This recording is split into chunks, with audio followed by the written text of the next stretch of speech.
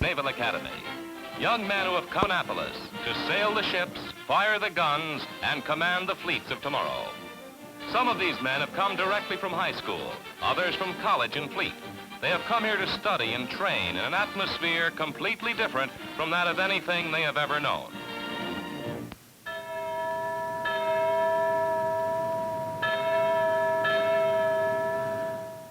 An atmosphere that you can feel in the academic buildings, sense in the chapel,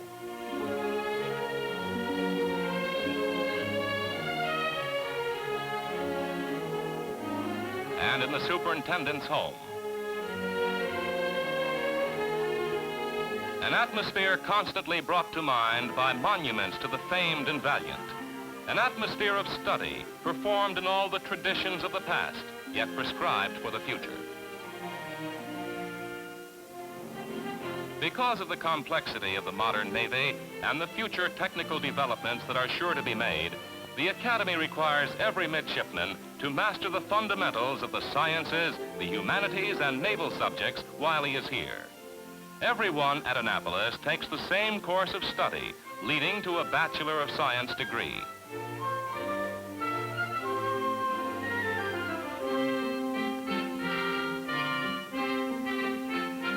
The only elective a man has in the four-year course is the choice of languages he wishes to study. The backbone of instruction is the daily recitation.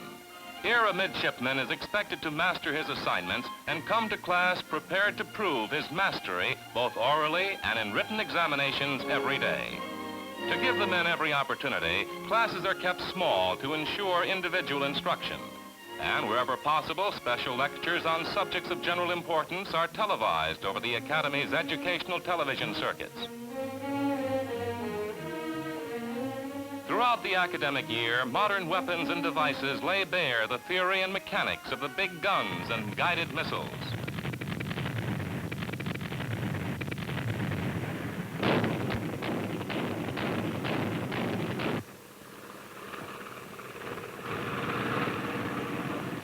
While the summer cruises provide the practical training that turns academic knowledge into professional know-how.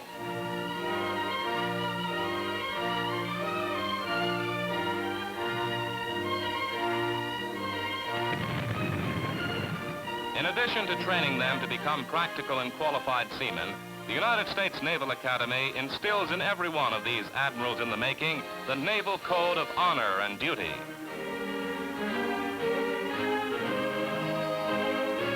To every member of the brigade, the three unpardonable sins are cheating, lying, and stealing. For 4 long years, every midshipman is under observation 24 hours a day, constantly studied and appraised, not only by officers and instructors, but by the men in his class and in the classes above him. Their evaluation of him establishes his aptitude for service rating. In the classroom, at drill, and during leisure hours, his capacity, his temperament, and his manners, good, bad, or indifferent, are contributing to the aptitude ratings someone is giving him. These aptitude ratings follow him the rest of his life, for unless he has an inherent capacity for service, his career as an officer will be curtailed before the Admiral's stars in his eyes are ever pinned on his shoulders.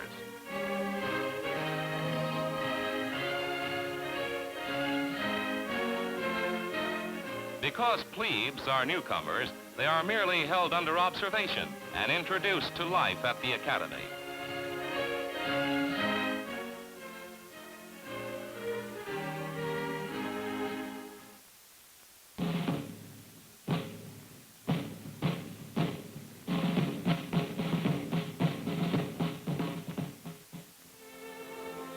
And since the only way to know life is to live it, a plebe receives special schooling in humility, and at times is made painfully aware that the lash of ridicule bites deeper than the sting of battle.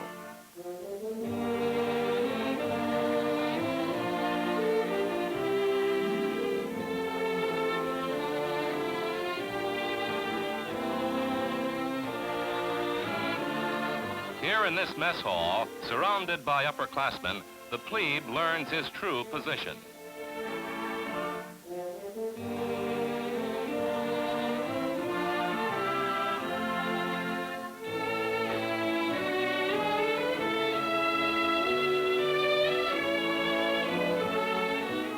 If he forgets himself and slouches for as much as an instant, he can be required to eat a square meal.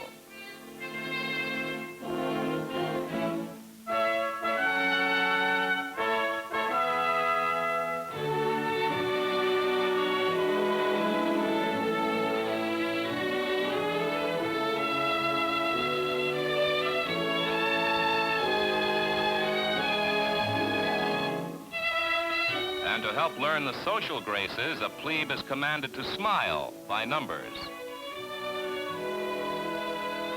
And to observe the formality of saluting the ketchup bottle after it's been rigged for running. What this plebe is experiencing should not be mistaken for a mere college prank. Behind it is something deeper. A good officer can never be expected to give orders unless he can take them himself.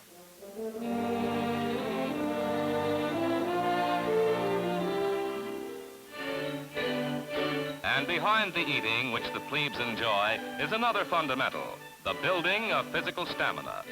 To satisfy ravenous appetites with nutritious, bodybuilding foods takes a trained staff of stewards, food inspectors, and cooks. Doing this is no easy job with the limited funds allowed for each midshipman per day, and the quality and quantity of the food on the bill of fare. One of the favorites, which offers much in the way of nourishment and economy, is milk. Every day, the midshipmen consume more than 1,000 gallons of milk. It's served as a beverage and generously used in cooked foods, including sauces, puddings, pancakes, and cereals. Milk is included liberally because it gives the midshipmen calcium, high-quality protein, vitamins, and minerals needed for the growth which is still taking place in young men their age. As a rule, the average midshipman drinks at least 5 glasses of milk each and every day.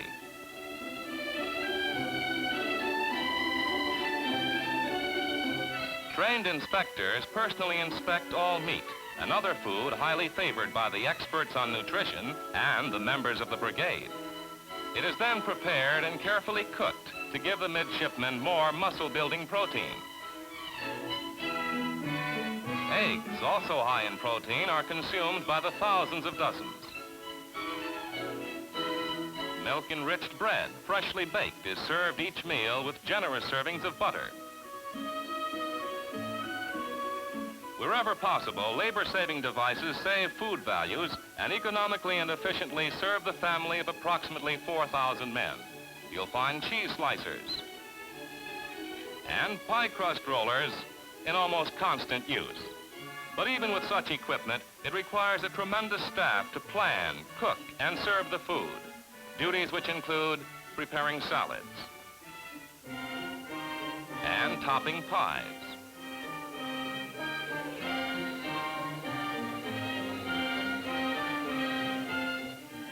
Or supplying another favorite food of these admirals in the making, ice cream.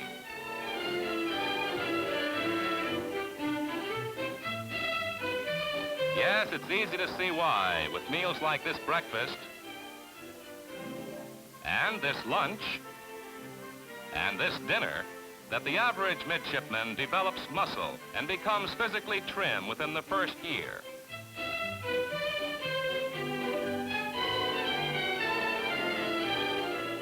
To further develop their bodies to withstand the rigorous life at sea, an extensive athletic program is conducted at the Naval Academy, requiring every midshipman to compete in either intercollegiate or intramural sports.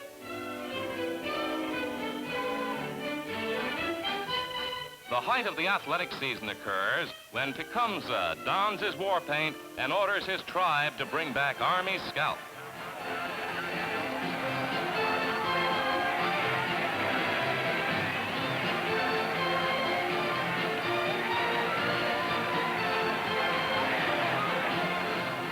It's in this athletic program that the spirit of competition, the determination to win, so needed in combat with the fleet, are developed. 4 years at the Academy pass all too quickly for these admirals in the making. But no matter how heavy the schedule, how strict the discipline, or how rugged the emphasis on body development, somehow they always manage to sandwich in the social highlights of life at Annapolis.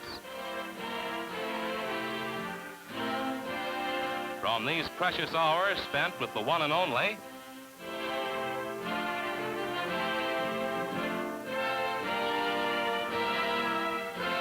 to their own June week with its parties, parades,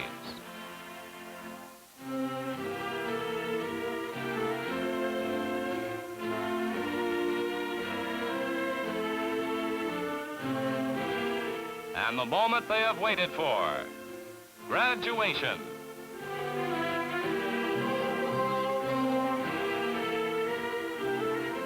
As they get ready to toss their hats into the air upon receiving degrees and commissions,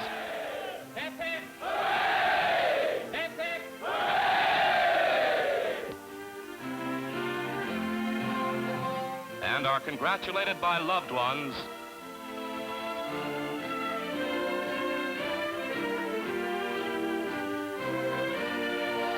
each of them sets forth to fill his destiny. No matter what they do, no matter where they go, the United States Navy looks forward with confidence to someday turning over its leadership to these young men it has developed at Annapolis. Truly, Admirals in the making.